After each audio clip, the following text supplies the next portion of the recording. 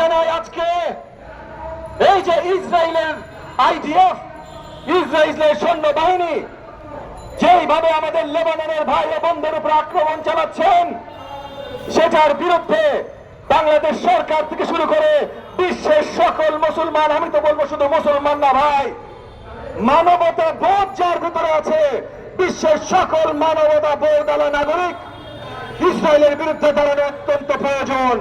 আমি ধিক্কার জানাই ইসরায়েল এবং নেতানিয়াহু সরকারকে। গতকাল অনেকগুলো ঘটনা ঘটে গেছে। আমাদের গার্মেন্টস শ্রমিক ভাই ও বোনেরা তারা আন্দোলনরত ছিলেন, সেই আন্দোলনকে দমন করতে যেয়ে একজন নিহত হয়েছেন, অনেকে আহত হয়েছেন। সরকার যখন দায়িত্বে থাকবে, সেটা আমার সরকার হোক, বিরোধী অন্য কোন দলের সরকার হোক বা কোন নির্দলীয় সরকার হোক, প্রত্যেকটা দায়িত্ব সরকারকে নিতে হবে। আমি বিশ্বাস করি গতকাল আমার গার্মেন্টস শ্রমিকদের ভাই ও বোনদের সাথে যে ঘটনা ঘটে গেছে, এইখানে আওয়ামী দোসররা উস্কানি দিয়েছে।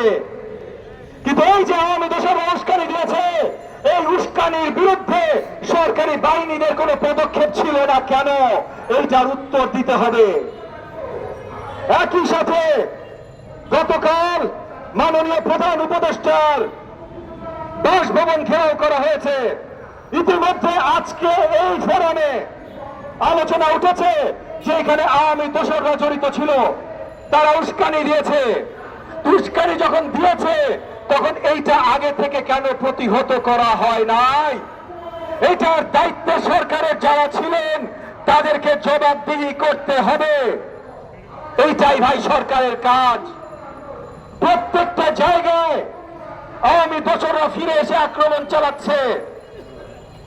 বাইতুল মোকাররম জামে মসজিদ থেকে শুরু করে লোকাল পর্যায়ে গোপালগঞ্জে তারা বারবার আক্রমণ চালানো শুরু করছে।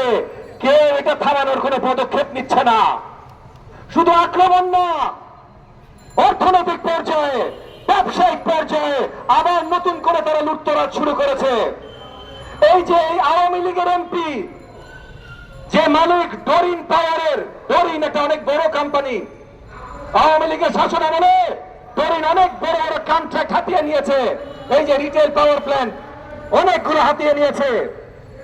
গত কয়েকদিন ধরে আমরা খবরে জানতে পাচ্ছি যে ডরিন পাওয়ার প্ল্যান্ট সরকারের কাছ থেকে টাকা তো নিয়েই যাচ্ছে, কিন্তু যেহেতু তারা এই সরকারের দোষর ছিল এবং এখন পলাতক, সেই পাওয়ার প্ল্যান্ট গুলো থেকে এখন তারা মেশিনারি লুকিয়ে লুকিয়ে বিক্রি করা শুরু করে দিয়েছে। কোন জায়গায় আওয়ামী দুষ্কৃতিকারীদের দুঃশাসনের কাজবাজ, লুটপাট এখনো শেষ হয় নাই। শেষ কেন হচ্ছে না, এইটার জবাব সরকারকে দিতে হবে।